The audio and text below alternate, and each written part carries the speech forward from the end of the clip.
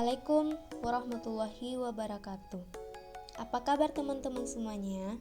Semoga teman-teman semua selalu sehat dan selalu dalam lindungan Allah Subhanahu wa Ta'ala. Pada kesempatan kali ini, kita akan membahas tentang perdagangan internasional. Dan pembelajaran perdagangan internasional yang pertama, menjelaskan pengertian perdagangan internasional. Yang kedua, menjelaskan faktor-faktor yang mempengaruhi perdagangan internasional. Yang ketiga, menjelaskan manfaat beserta hambatan perdagangan internasional. Setiap negara memiliki potensi sumber daya alam yang berbeda-beda. Seperti contoh, Saudi Arabia sangat kaya akan minyak bumi, tetapi mereka memerlukan sumber daya alam lain seperti karet. Sementara di Indonesia, produksi minyak bumi belum mencukupi kebutuhan dalam negeri, tetapi Indonesia merupakan penyumbang dari 21% produksi karet di alam Indonesia.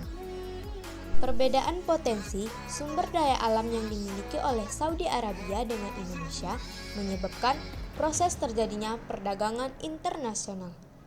Saudi Arabia memperdagangkan minyak bumi ke Indonesia, sementara itu Indonesia menjualkan karet ke Arab Saudi. Terjadinya sebuah perdagangan internasional tersebutlah yang menimbulkan aktivitas yang dinamakan dengan ekspor dan impor. Ekspor adalah aktivitas mengirim barang atau menjual barang ke negara lain. Negara yang menjadi pelaku ekspor disebut dengan eksportir. Impor adalah masuknya barang dari negara lain. Negara yang menjadi pelaku impor disebut dengan importir. Perdagangan internasional adalah proses pertukaran barang dengan jasa antara dua negara atau lebih dengan tujuan mendapatkan keuntungan atau laba. Nah, teman-teman, faktor apa saja yang mendorong terjadinya perdagangan internasional? Faktor-faktornya yaitu yang pertama, perbedaan sumber daya alam yang dimiliki oleh setiap negara, yang dipengaruhi oleh yang pertama, luas daerah, yang kedua, letak geografis, dan yang ketiga, iklim. Faktor yang kedua yaitu perbedaan tingkat kualitas sumber daya manusia. Suatu negara yang kualitas sumber daya manusia yang tinggi akan menghasilkan barang yang bisa dengan mutu atau kualitas yang lebih baik. Faktor yang ketiga yaitu perbedaan ilmu pengetahuan dan teknologi.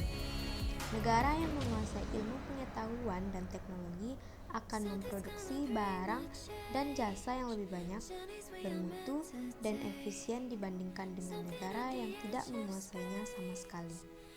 Faktor yang keempat yaitu perbedaan budaya suatu bangsa.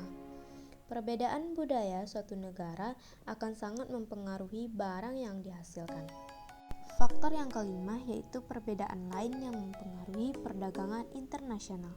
Contohnya, perbedaan harga barang, perbedaan upah dan biaya produksi, serta perbedaan selera. Pun manfaat dari perdagangan internasional. Yang pertama, mempererat hubungan antar negara baik secara bilateral maupun multilateral. Yang kedua, setiap negara memenuhi kebutuhan barang dan jasa. Dan yang ketiga, pendapatan negara meningkat melalui perolehan devisa hasil ekspor. Manfaat perdagangan internasional yang keempat yaitu dapat memperluas lapangan kerja. Yang kelima, mendorong kegiatan produksi. Dan yang keenam, mendorong kemajuan ilmu pengetahuan dan teknologi di masing-masing negara. Adapun hambatan perdagangan internasional. Yang pertama, harga barang luar negeri yang lebih murah dari hasil produksi dalam negeri. Mengapa harga barang luar negeri lebih murah? Ada negara yang menganut politik dumping, yaitu kebijakan menjual barang di luar negeri lebih murah daripada di dalam negeri. Kebijakan ini bertujuan untuk meningkatkan devisa negara. Yang kedua, yaitu biaya masuk yang tinggi. Dan yang ketiga, adanya proteksi. Proteksi adalah kebijakan untuk melindungi produk dalam negeri. Dan yang keempat adalah kuota. Kuota adalah kebijakan untuk membatasi jumlah ekspor dan impor barang dari suatu negara. dan hambatan lainnya seperti 5 pertentangan politik, dan yang terakhir peperangan. Sekian pembelajaran kita pada hari ini.